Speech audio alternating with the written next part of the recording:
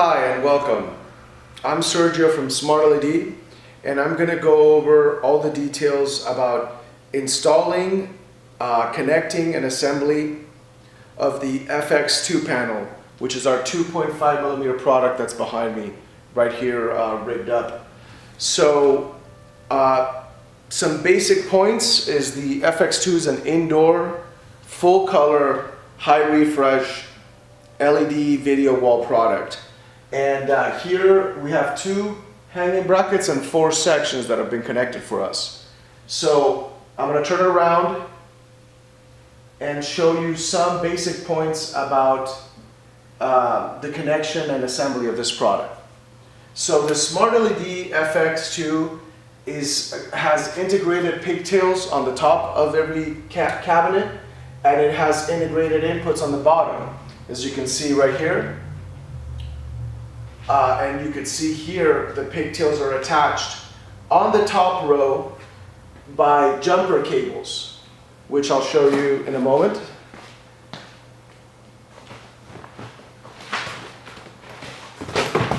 So in your kit, you'll have jumper cables that look like this.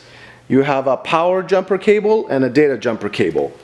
And at the top of the units, whether you assemble them bottom up or top down, at the top of every unit, you're going to connect the jumper cables to jumper one column to the next column. And you're going to keep moving, you know, left to right or right to left. It doesn't really matter which way you go. But these will be for the top.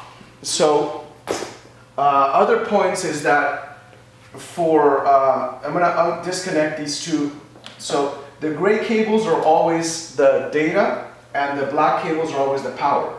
So I'm pushing in on the button that's at the top. It's an aluminum button or a magnesium button. And once you stack the pieces, then you go ahead and you secure them by pushing in until you hear a click and then tugging on it to make sure that it's properly connected. Same thing with the data. Push in, hear a click, and then tug a little bit to make sure that it's secured. Another thing is you can use either stiffener plates if you want to stiffen it, which are included, or you can also use with the stiffener bolts, or you can also use, as you can see here, a stiffener plate that you can put a 1-inch square tubing. If you want to build a 1-inch square tube frame, it could be made out of aluminum or steel, powder coated or not, but you can build a frame for your whole kit, and then you can assemble the panels to the frame with the included bolts and stiffener plates.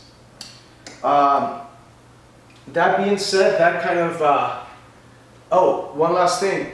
You should always attach, if you're rigging the system, you should always attach the plates, the aluminum hanging bars to the cabinets with plates like we've done here on the sample. And then as far as connection points and locking the units together, I'm going to take the camera here and do it kind of on a one take. I'm going to get the camera closer so you can see.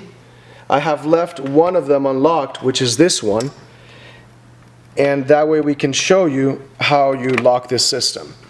So as you can see right here, when they're locked, they're turned to the right, and you can see the lock icon is on the metal itself. I don't think I can zoom into that.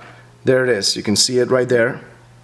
So to unlock, you go left, and to lock, you go right. That's from looking from the back of the display. Always remember, going to the right locks it, going to the left unlocks it.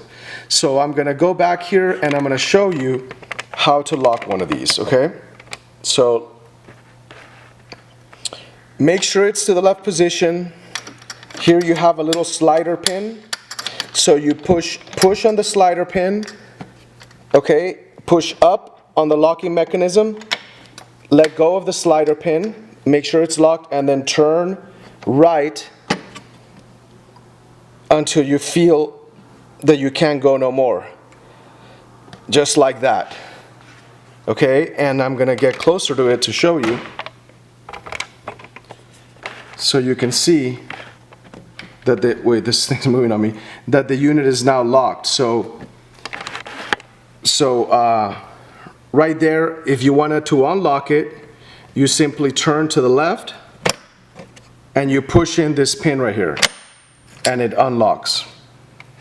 Okay, I'm kind of moving this camera a little bit too much, but I want you guys to get the idea.